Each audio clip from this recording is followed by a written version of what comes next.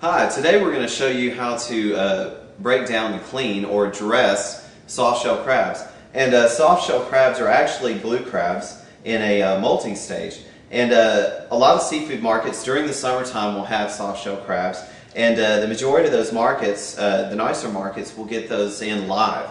So ask the fishmongers behind the counter when you go there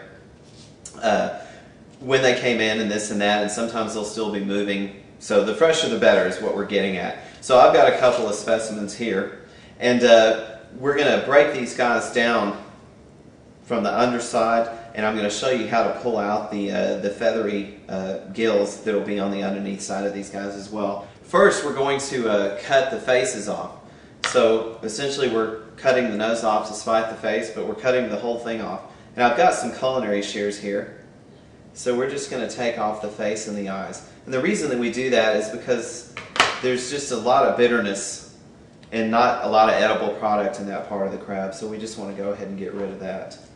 So I'm going to go ahead and take those off of this guy as well. And again, these are just regular culinary shears. Alright, so we're going to undo the flap on the underneath side of this fella and loosen that essentially. Now, take that off. This is sometimes referred to as dead man's fingers, and this is just the lung essentially, and we're going to pull those off because they're not edible. We don't want those. Pull these, and that's the left and the right side as well. And these are lungs, actually gills, for a blue crab.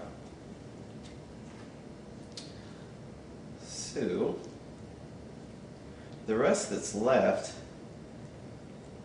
is kind of the innards here. We're just going to kind of pull those loose gently with our fingers. And I'm using some surgical gloves.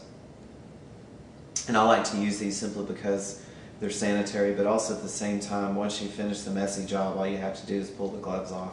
And none of the things that you're cleaning will stick to the gloves, which is kind of nice.